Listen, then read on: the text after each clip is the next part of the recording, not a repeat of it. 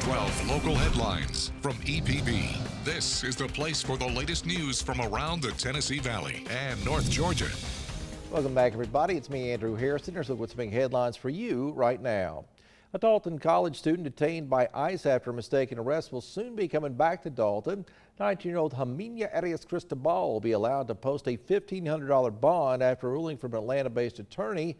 Well, this morning she had been arrested following a traffic stop by Dalton police. The stop Dalton police later admitted they should not have made. They say the officer mistook her car for another one that committed a traffic violation. She was then taken into custody by ICE because she was illegally brought to this country when she was just 4 years old.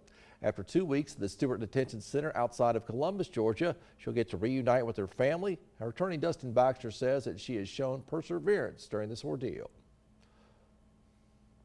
I've become quite the fan of Jimena. She is an awesome young person. She's selfless, she's kind, she's patient, she's friendly to everybody.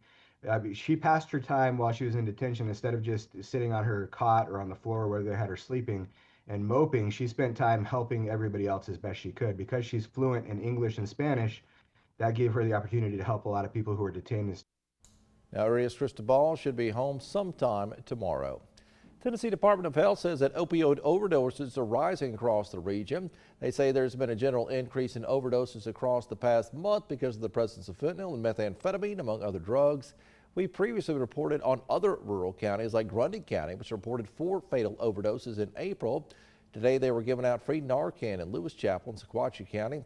That county has formed a drug task force, as they say the rural counties are banding together to tackle this prevalent issue. They say they've seen several hot spots across the county, but they say neighbors are so far responsive to the outreach. We typically see an increase in drug overdoses this time of year historically. Even going back to during the pandemic, there was an increase of overdoses then in May of 2020. I think they're very, they're happy that actually, you know, there's an organized application of resources that's getting started now in the county. Because I think the hardest problem is, you know, where do I go for help? What's out there? They did emphasize this is an ongoing battle that's afflicting much of America. That is a look at some of your headlines. I do thank you for joining us, and we'll be back in a mere 60 seconds.